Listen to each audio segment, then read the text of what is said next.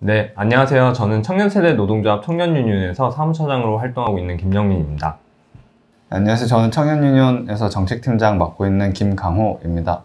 저희가 이제 코로나19 상황 이후에 청년들의 어떤 일자리 문제나 청년들의 어떤 노동에 대해서 살펴보기 위해서 코로나19 청년 노동 경로를 재탐색합니다 라는 제목으로 저희가 프로젝트를 진행을 했는데요. 이게 처음 시작할 때는 불안정 노동에 대한 어떤 문제를 다루자 이렇게 얘기하긴 했었지만 코로나19 이후에 어떤 청년들이 불안정한 삶을 혹은 뭐 생활을 하고 있는지 대상을 좀 정하는 것부터가 약간 조금 막연하기도 하고 좀 어려웠던 것 같긴 하거든요. 물류센터나 그리고 프리랜서, 뭐 초단시간, 4대 보험 이런 것들을 들고 있지 않은 그런 분들 선정하는 것부터 자체가 약간 조금 좀 어려웠는데, 그게 어쨌든 이제 코로나19의 청년 노동의 한 대표적인 모습이 아닐까? 뭐 이런 생각이 좀 들었던 것 같아요. 네. 그래서 저는 이제 작년에 1년 이제 우리가 코로나를 겪으면서 한창 이제 청년 일자리, 청년 고용에 대한 얘기들은 대단히 뉴스에 많이 나왔잖아요. 청년들이 다 많이 잘렸다 그러는데 다들 그 일자리를 잃고 뭐 취업도 안 되고 아르바이트 자리도 없다고 하는데, 그럼 그 청년들 다 어디에 있을까? 그런 청년들을 어떻게 해야지 만날 수 있을까? 요거를 처음에 고민했을 때 문득 다들 쿠팡 물류센터에서 일하고 있을 것 같은데, 왜냐면 지금 일자리가 막 새로 더 만들어지는 곳은 거기밖에 없는 것 같은 거예요. 그래서 이제 그런 노동에 어쨌든 할 수밖에 없는 상황에 놓인 청년들은 어떤 상태일까? 여기서 사실은 좀 출발을 했던 것 같아요. 일자리 문제로 출발을 하지만 사실은 불안정 노동의 문제와 일자리 문제가 청년들에게 있어서 어쨌든 동전의 양면 같은 거니까는 그것을 이제 함께 들여다보면서 어떤 청년들을 만날까라는 걸 구체적으로 이제 생각을 해봤던 거죠. 네. 실제로 만나서 생애 인터뷰를 하다 보니까 지금의 어떤 일자리에 정착하게 되거나 혹은 하고 있는 이유들이 어떤 생애 과정에서 좀 드러났던 것들, 이런 게 조금 저는 재미있었다, 좀 의미 있었다 이런 좀 생각이 들었거든요. 네, 많이들 물어보시는 것 중에 하나가 청년들이 이제 코로나19 이후에 어떻게 삶이 달라졌냐. 사실은 어떻게 보면은 그 이전에도 이미 겪고 있었던 문제들이 워낙 있었다 보니까는 사실은 뭐가 딱 달라졌다라고 하기가, 산업 단위로는 뭔가 그런 변화가 심각한 업종들이 물론 있는데, 근데 이제 전반적인 상황을 놓고 봤을 때는 사실은 그 이전에 이미 확산돼 있던 불안정 노동이라던가 실업의 문제라던가 이런 것들이 사실은 계속 지속되는 어떤 방식, 근본적으로는 좀 달라지지 않다 보니까 말씀하신 대로 그런 생애 인터뷰나 이런 것들을 하면서 좀 어떤 연속성상에서 그런 것들이 좀 파악되는 부분들이 있지 않았나. 네. 그래서 저도 기억이 나는 게 어쨌든 한 분이 말했던 건데, 그 이전에도 너무 열악했던 상황 속에서 일을 했었고 그리고 지금도 마찬가지로 열악한 상황에서 일을 하고 있다 이렇게 얘기하셨거든요. 코로나19 상황이 우리 입장에서 사람들 만나기 어려운 것도 있지만 당사자 입장에서도 어디 가서 말할 수 없었던 상황이었다고 저는 봤고, 네, 잘 모르는 사람을 앉혀놓고서는 어쨌든 자기 얘기를 가감없이 해주시는 것들이 굉장히 어려울 수도 있었겠는데, 또는 이제 그러고서 끝나고서 오히려 저희한테 이제 고맙다고 하시는 경우들도 있었던 것 같아요. 자신의 어떤 그 삶을 돌아보시면서 스스로 이제 정리할 수 있는 그런 시간들, 이런 것들이 또 없었던 것들도 있는 것 같고, 어떻게 해야지 좀 더 코로나 상황에서 불안정한 삶을 사는 청년들의 어떤 이야기를 담아낼 수 있을까라고 했을 때, 이제 저희가 몇 가지 꼽았던 것 중에 하나는 일단 뭐 초단시간으로 일을 하는 경우들, 그 초단시간 문제 관련해서는 작년부터 이제 주휴수당 문제 관련해서 이제 쪼개기 고용이 15시간 미만으로 늘어나는 문제들을 어쨌든 다루고 있는 거고, 그거에 대해서 어떻게 해결해야 된다라는 이야기들을 내고 있는데, 그 이면에서는 어쨌든 초단시간으로 일하는 청년들의 어떤 이야기들이나 목소리들, 그런 것들을 좀 더 만나봐야겠다라는 생각들을 많이 했고, 그래서 이제 초단시간으로 이제 2군데 이상에서 일하시는 분들을 이제 만나서 어떻게 일하고 계신지, 자신의 삶에서 어떤지, 이런 것들을 좀 많이 얘기 나눴던 것 같아요. 네. 이게 단순히 15시간 미만으로 일한다 이런 게 아니라 되게 그냥 위치라고 해야 되나? 그게 너무 낮은 거예요. 그래가지고 그냥 해고 당하는 거, 이런 것들이 되게 비일비재하게 겪고 있었던 문제였고, 급여 낮은 것뿐만 아니라 내가 일하는 곳에서의 어떤 부당한 대우들을 더 자주 경험하는 이런 문제들이 좀 있었던 것 같고요. 계속해서 구직 활동을 해야 되는 문제들이 저는 좀 공감이 많이 됐었는데, 그런 것들이 좀 저는 약간 좀 안타깝기도 하고, 사실은 저도 이제 단기 아르바이트들을 했었을 때 그런 경험들이 있었어가지고 공감이 좀 되더라고요. 그리고 이제 저희 조합원들 얘기 들어보면 초단시간으로 2군데 카페에서 일하고 있다가 다행히 고용보험을 한쪽에서 들어줬는데, 그런데 이제 그 중에 하나가 잘리게 되면은 사실은 어쨌든 이 사람은 이제 절반의 실업을 경험하게 된 건데, 그런데 어떤 뭐 실업급여나 이런 것들에 대한 혜택은 아무것도 받을 수 없는, 어쨌든 일을 하고 있으니까 또 요것도 이제 어떻게 보면은 초단시간 노동이 이제 그런 실업과 그 취업의 경계가 약간 중간지대에 있는 그런 어떤 불안정한 노동의 어떤 모습들을 보여주고 있는 것 같고, 근데 이제 그런 식으로 초단시간 노동을 좀 고용을 계속 하다 보면은 사실은 개별 사업장 단위로 보면은 그 상시 근로자 수가 5인을 넘을 확률이 대단히 높아지죠, 사실은. 그런데 이제 만났던 분들 중에서 그런 부분에 있어서 자기가 이제 초단시간이어서 주휴수당을 못 받는다라는 인지는 있는데, 근데 그렇다고 해서 5인 미만인지 이상인지 따져가지고 초과근로에 대한 어떤 부분을 노동법상으로 요구할 수 있는지 없는지 이런 것들에 대한 얘기들은 사실은 나오지는 않는 거죠. 그 어떤 부당한 대우, 그 다음에 좀 약간 안 좋은 노동 경험들을 경험하고 나면 사실 그 다음 일자리나 혹은 다음 어떤 진로를 모색할 때 조금 영향을 주는 것들이 있었거든요. 법을 찾아본다든지 이런 것도 있었지만 약간 개인적인 피해 이런 것들을 좀 느껴서 약간 뭐 동굴로 돌아간다든지 약간 사람들 만나지 않는다든지 이런 것들도 좀 있었어가지고, 처음 일자리에 딱 진입할 때 그 시기에 어떻게 권리를 보장해주고 그런 곳에서 말도 안 되는 노동시간이나 뭐 3일 밤을 샌다거나 막 이런 식의 어떤 말도 안 되는 노동 환경을 어떻게 하면은 바꿔나갈 것인가, 이런 것도 대단히 중요하지 않나. 네. 우리 사회에서 이제 20대 때 어떤 삶에 대해서 20대 때는 뭐 20살 되면은 대학을 가고, 그 다음에 대학을 마치면은 취업 준비를 하고, 취업 준비를 하면은 취업을 해서 그 직장에 다니면서 그리고 뭐 결혼을 한다거나 막 이런 식의 어떤 시기에 따라서 해야 되는 어떤 생애 과업에 대한 그 압력이 대단히 큰 사회라고 저는 생각하거든요. 여기서 조금이라도 벗어나면은 어떤 정상에서 탈선한 사람들, 정상에 들지 못한 사람들이 되고 마치 패배자가 된 것처럼, 그런 사람들은 없었던 것처럼 이야기를 하는 거죠. 내가 왜 그렇게 정상에서 벗어나서 살고 있는지를 또 설명해야 되고, 어떤 불안정한 일자리 이런 것들로 계속 이어지고, 그러면 이제 실제로 삶 자체도 불안정해지고, 이런 것들에 대해서 좀 더 어떻게 보면 담담하고 건조하게 받아들여져야지만 또 이제 좀 덜 고통스러운 건데, 근데 이제 내가 그렇게 받아들인다 하더라도 사회가 그렇게 받아들이고 있냐 했을 때는 아직 여전히 우리 사회는 그런 20대 때는 어떻게 해야 되고 30대 때 어떻게 해야 되고 이런 어떤 과업들을 개인에게 대단히 요구하는 어떤 체계? 과거에 자기한테 얘기해주고 싶은 말이 있다고 하면 조금 뭐 내려놓고 생각해도 되고, 그리고 다 너의 잘못이 아니다 이런 얘기들을 했던 게 조금 약간 좀 저는 와닿았던 게 있어가지고 그런 부분들이 좀 기억에 남는 것 같아요. 어쨌든 초단시간으로서는 좀 더 소득이 적고 좀 더 불안정할 수밖에 없는 이런 상황들이 어쨌든 그 많은 청년 당사자들이 감내하면서 살아가고 있는 부분들인 것 같다. 특히 물류센터 이제 얘기하면서는 저 사실 공감되는 게 되게 많았었는데, 사실 그 물류센터에 일하러 가는 그 과정이 그 아침 한 6시부터 시작되거든요. 물류센터 단지들이 이제 막 질비하게 있는 그런 곳에 들어가게 되면 되게 위축된단 말이죠. 거대한 공간에 내가 그냥 되게 작은 내가 들어가는 느낌이어서, 다른 분들도 많이 말씀하셨지만 군대식 문화가 되게 팽배한 곳이어가지고 어떤 환대 문화 이런 것들이 거의 없거든요.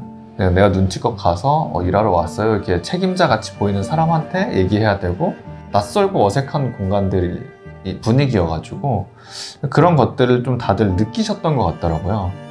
사실 물류센터가 되게 좋은 일자리라고 표현하기는 어려운데, 단순히 일시적으로만 하는 곳이 아니라 사실은 뭐 좋은 일자리까지는 아니어도 그래도 괜찮은 일자리, 건강한 일자리 이런 정도의 좀 고민이 필요하지 않았을까 뭐 이런 생각이 좀 들더라고요. 기본적으로 다 1일 단위로 이렇게 일을 하는 분들인 거잖아요. 그러다 보니까 이제 뭔가 팀으로서 일을 한다 같이 이런 개념이 당연히 있을 수도 없고, 어떤 물건을 옮기는 어떤 그냥 행위자로서만 이제 존재하게 되고, 어떻게 보면 현대의 가장 인간 소외가 잘 나타나고 있는 어떤 부분 아닐까. 특히나 이제 코로나 때문에 우리가 모든 것을 다 이제 배송하기 시작했고, 그 어떤 보편화된 삶을 유지하고 있는 한 축으로서 대단히 극단적으로 유연화되어 있는 어떤 노동의 모습들, 그리고 그 속에서 대단히 많은 청년들도 가게 되는 그런 상황들인 것 같다 생각은 좀 들고, 여기는 오래는 못하겠다 이런 얘기들을, 이런 생각들을 하셨다라는 얘기를 하더라고요. 오래 하는 분들, 오래 할 수밖에 없는 분들의 삶에서는 사실은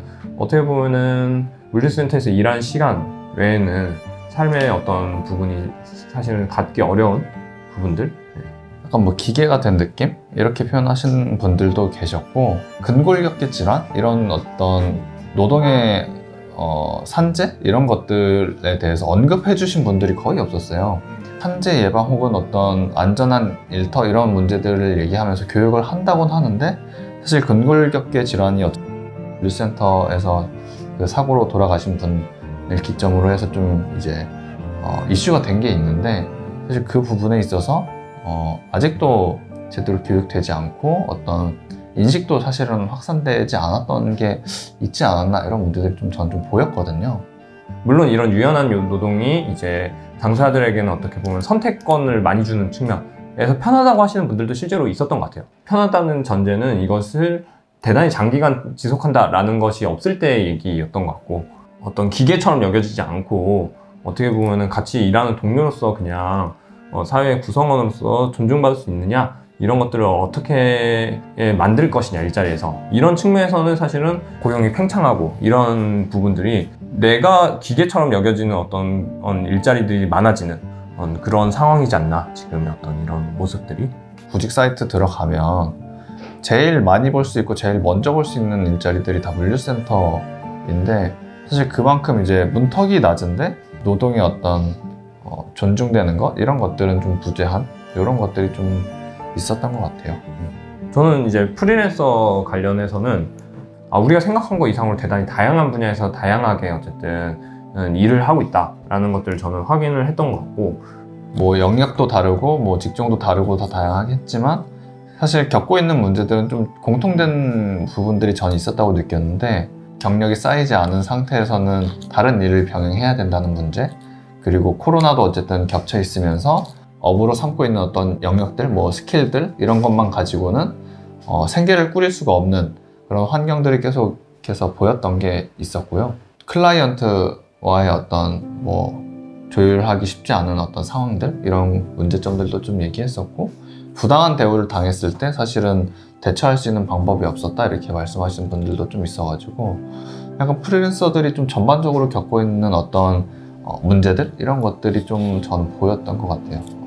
일감을 구해서 이제 몇 달 뭐 서너 달 일하기도 하고, 혹은 짧게면 훨씬 더 짧게 일하기도 하죠. 혹은 이제 어떤 프로젝트 단위로 일을 하는 경우들이 많다 보니까 그런 얘기들을 하시는 거예요. 이제 서너 달에 한 번씩 구직을 하는 느낌, 서너 달에 한 번씩 계속 구직을 해야 되는 어떤 상황에 놓인다고 하면 사람이 대단히 스트레스를 많이 받을 수밖에 없잖아요. 대단히 극단적으로 불안하고. 그런데 그런 것들을 계속 감내하면서 어쨌든 나아가야만, 그런 것들을 또 쌓아야지만 어쨌든 경력이 되고, 이런 거니까 이 부담을 나눠줄 수 있는 어떤 제도나 주체들은 없는 상황, 이런 것들이 있는 것 같고, 특히 이제 사회보험이나 이런 문제 관련해서 얘기 나오면은 이제 고용보험은 어쨌든 뭐 당연히 뭐 가입이 안 된다거나 뭐 이런 것들은 당연한 거고, 그런 것들뿐만 아니라 가령 이제 건강보험 같은 거가 어쨌든 부담이 실제로는 있으니까, 그런 거에 대한 문제를 어떻게 하느냐라고 했을 때 별로 이제 제도에 대한 인지나 이런 것들이 잘 안 돼 있기도 한 거예요, 사실은. 이게 보통은 사회 표준적으로 어떤 노동자면은 뭐 노사가 사회보험료를 부담을 같이 해준다, 이런 것들이 있고, 프리랜서 같은 분들은 이제 이걸 다 자기가 알아서 다 해야 되는 부분들인 거죠. 그래서 사회보험 체계 내에서도 보장을 제대로 못 받고 있는 부분들이 분명 있는 어떤 상황들이 일단은 있는 것 같고. 청년위원회에서 했던 프리랜서 사업 슬로건이 존재하지만 존재하지 않는 프리랜서, 이렇게 표현했었는데 대부분 다 공감하시는 것 같아요.